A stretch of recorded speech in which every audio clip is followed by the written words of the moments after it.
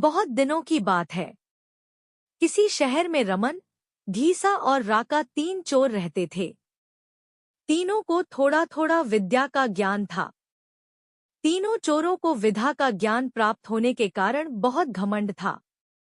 विद्या द्वारा तीनों चोर शहर में बड़े बड़े लोहे की तिजोरियों को तोड़ देते थे और बैंकों को लूट लिया करते थे। इस तरह तीनों चोरों ने शहर के लोगों की नाक में दम कर रखा था। एक बार तीनों चोरों ने एक बड़े बैंक में डकैती करके सारा माल उड़ा दिया। तब पुलिस को खबर हुई तो तीनों चोरों को पकड़ने के लिए तलाश करने लगी। मगर तीनों चोर पास ही के एक घने जंगल में भाग गए। तीनों चोरों ने देखा कि जंगल में बहुत सी हड्डियां बिखरी पड़ी हैं। रमन ने अनुमान लगाकर कहा, ये तो किसी शेर की हड्डियां हैं।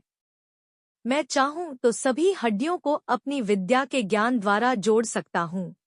घीसा को भी विद्या का घमंड था, सो वह बोला, अगर ये शेर की हड्डियां हैं तो मैं इनको अपनी विद्या द्वारा शेर की खाल तैयार कर उसमें डाल सकता हूँ।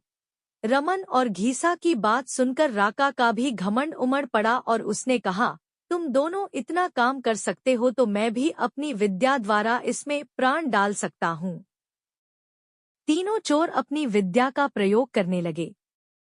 कुछ देर बाद रमन ने सारी हड्डियों को जोड़ दिया और घीसा ने शेर की हुबहू जान डाल दी। थोड़ी देर में तीनों चोर सामने एक जीवित भयानक शेर को देखकर थरथर कांपने लगे।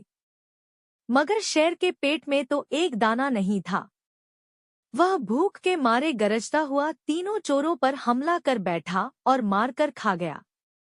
शेर मस्त होकर घने जंगल की ओर चल दिया। कहानी से शिक्षा। दोस्तों, इस कहानी से हमें यही शिक्षा मिलती है कि कभी घमंड नहीं करना चाहिए। घमंडी को हमेशा दुख का ही सामना करना पड़ता है।